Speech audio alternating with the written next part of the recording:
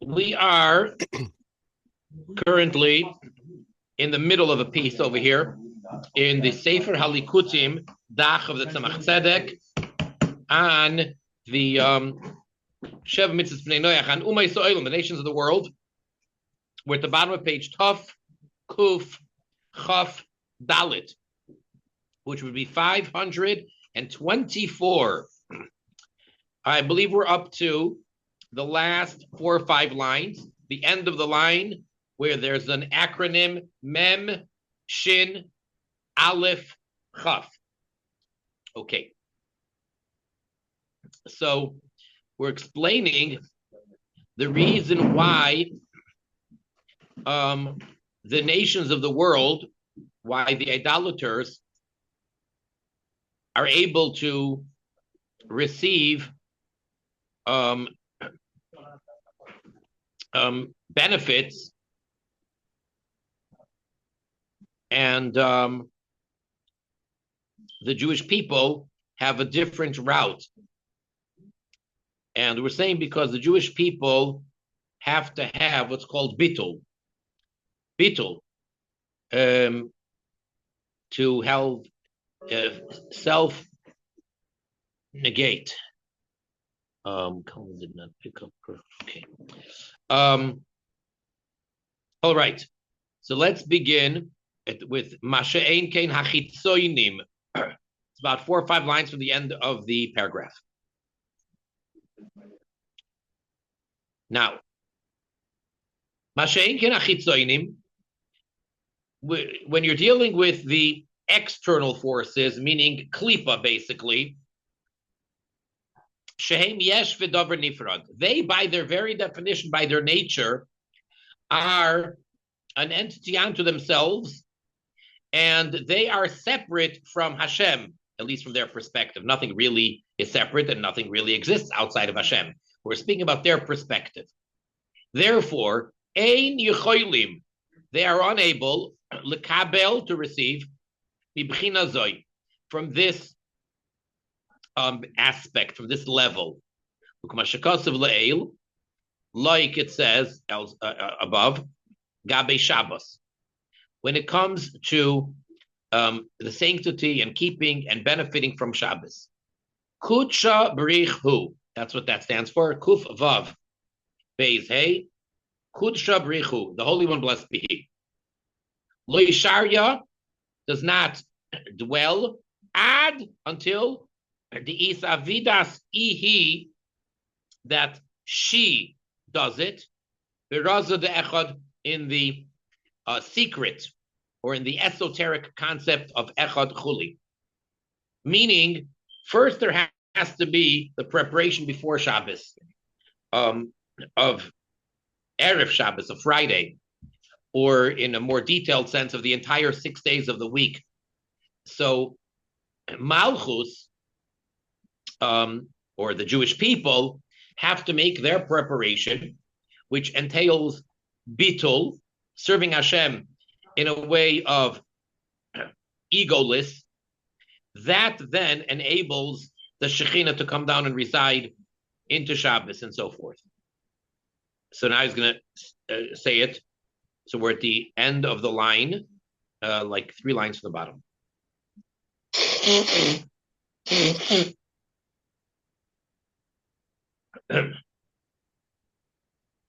Shakeli, that the vessel, Ligilui Yechuda Ilah, for the revelation of the higher unification of Hashem, which we'll soon remind ourselves what that means, Hu Bechinas Yechuda Tata, is through the preface of first having the lower level of unification. So we've discussed this in the past, but just to remind ourselves very briefly. In general, there are 2 levels of realization of the oneness of Hashem. The lower level, yichud means union or unification or oneness. Yichuda tata, of the bottom, lower. Meaning that the world, the individual, whatever created entity we're talking about, comes to the realization that there's only Hashem. However, who realizes that? I do. Well, who am I? So I, the created entity, the individual, acknowledge and understand that ultimately everything is Hashem. Then you have the higher level called Yichuda Ila'a, which means the one on top, the higher level. And that is a higher perspective. And basically, it's the difference between the perspective of the created beings, like in this case, let's say the Jewish people, and the perspective of the creator, of Hashem. His approach is nothing really exists, and all there is Hashem Echad. And according to the Zohar, these two levels are expressed in the two opening verses of the Shema. The first one, which says, Shema Yisrael, hear, O Israel, Hashem is our Hashem. And then it says, Hashem Echad, Hashem one. That's the higher level. And then the next line that we say, Baruch Shem Kivoid, blessed be the name of the glory of Hashem's kingship forever. That is the lower level, meaning that we are acknowledging that he's our king. If he's the king, that means that we're his subjects, we're his people, we're his nation, we're his servants. So there you go. We exist. True, he's the king, and whatever he says is absolute and goes, but we need to accept and adhere to his commandments. So there are two entities here. True, it's not an entity which clashes or is against him, heaven forbid, but there's us that are accepting his rule. Whereas the higher level is, there's no us and him. We are completely united.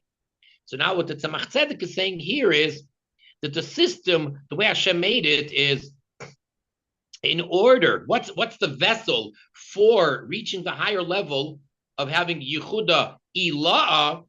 You first need to do your work, which what can you do is the Yehuda Tata. So when we come to the lower level and we acknowledge that and we internalize that, that now is the vessel for him to then give us that higher feeling. V'im kain, and if so, kivan she'em rechokim, since they, the nations of the world, the non-Jews, are far mi bitul di Yehuda Tata. They don't have Yehuda Tata. So Yehuda Tata is not to be taken for granted. The fact that Jews have Yehuda Tata is not a simple thing. Say, oh yeah, Jews have Yehuda Tata. That takes a lot of work. That takes a tremendous amount of meditation. You have to really get that perspective. It's a very godly perspective. Yeah, sure, in the big scene of things, it's the lower level compared to the higher level, but it's still a very, very high and intense acknowledgement and recognition, and to actually feel that takes a lot of work. It's just that the Jew innately can have it. So since the Umot haOlam, they're very far from that, because not to their, it's not their, they're not doing anything wrong. It's not their fault. That's how they were created, that they are a creation of Hashem. So they feel themselves as yesh v'davar nifrad, as an entity, as a created being by Hashem. And therefore, there's ego, and there can even be arrogance. So since they're so far from the self-negate on the lower level, ein yicholim, they are unable, linok, to nurse, to nurture, to suck, klal, at all, mi yichuda ila'a, from the higher level. Because, as we said, you need the lower level to be a vessel. So if you don't have that lower vessel, that lower level, you can't tap into the higher level. Masha'ein kain, which is not the case, however, mi bechinas malchus atzma, from the level of malchus, the lowest of the 10 spheroids, from malchus itself, yesh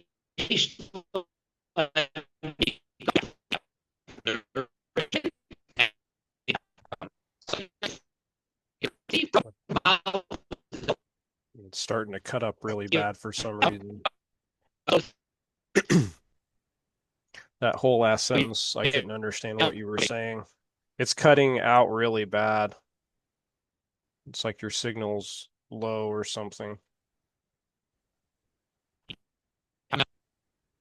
It's still oh, there we go. Not working well. Now it started to work right. I don't know, maybe you were sharing. Where you start to cut out was I don't know. Any better? Maybe you where you were talking about Malchus, Atzma. From there, that's when it started to get choppy.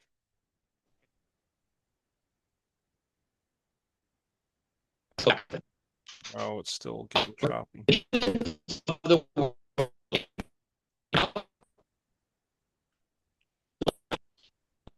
Trying all these different devices. Maybe you were sharing the network with somebody. It works. I don't know. Anybody else on this network now? Who's on any device? Is mommy on the phone, the accounts? You're not on it. The last 10 seconds you've been sounding just fine, so I don't know either. But where you're talking about Malchus, let's try again. Yeah, that's where it started to go bad. Yeah. Okay. So we're saying that the nations of the world, they can receive directly from Malchus. And they do have to from Malchus. And how they hear me now? It's cutting out again. I don't know. It's cutting out again, unfortunately.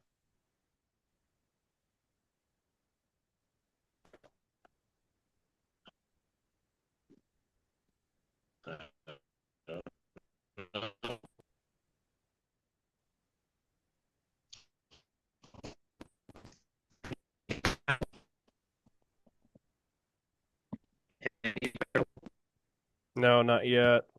I can't make out what you're saying. It's like you're losing internet packets or something. Is it now? Is it any better now? Oh, it's better now. Yeah, if you shut your video off, that leaves more bandwidth for the audio. So maybe just try it with that. Can you hear me now? Yes. Okay. All right. Sorry. Fine. So what we're saying is as follows. The nations of the world. Yes, can you hear me? Yes. All right. The nations of the world don't have bittul. Therefore, they are not vessels to receive this very high level of Yehuda Ilah, of the higher level of unification. However, they still can directly receive from Malchus. They can latch onto Malchus and directly receive from Malchus. How so? Because there's a verse that we say applies to Malchus, and that is Ragleha, her feet. Yerdois, go down, and then he says Chule, etc. So he apparently doesn't even want to say what the next word is, or he doesn't want to really write it out. And the next word is Maves, death. Meaning, Malchus is the only one of the 10 spheres, even though it is a holy sphere. It is one of the tools of Hashem. It's in the world of Atzilus. There is Malchus, and there's no bad, and it's all godly. Yet, Malchus descends so far down that at least the lowest part of Malchus, which allegorically is called the feet, go all the way down, even to the level of what we call Maves, death. And therefore, since Malchus can go so low, one need not be a proper vessel to receive from Malchus. And that's why the nations of the world, they can remain in their state of lacking bittul and be arrogant and full of themselves, which is a contradiction to the oneness of Hashem, and they can still receive from Him directly from Malchus, but not from the higher levels. Excellent. Okay. So with that, we conclude this whole section, which this section was the second section of all of them, which is Kabbalah's Chiyusam, how they receive their vitality. And 2 and 3 and 4 are just references. He doesn't, they just bring down where else to look up for them. And then number 5, which would be the next one, is Sharsham, the root of where the nations of the world come from. Wow. That is number 5, Sharsham. Excellent. Now we know, as he brings down in the asterisks at the bottom, that they come from Toihu. And for that he tells us a bunch of references to look up, and different things of that nature. Okay. I think we'll stop here. Okay. So we know that for next time, we are up to Tav Kuf Chaf Hey, by Hey, where it says Sharasham, which means their root. Excellent. Thank you so much, Rabbi Turen. I appreciate it. Sorry for the trouble. No, it's not. Yeah, I don't know what's going on. So, but I appreciate, and I'm learning a lot and sharing it. So, the Hasidus is getting out. I appreciate it so much. Sure, my pleasure. All the best. All the best. Be well. See you tomorrow, Mr. Shem. Oh, yes, tomorrow. Be well. Okay.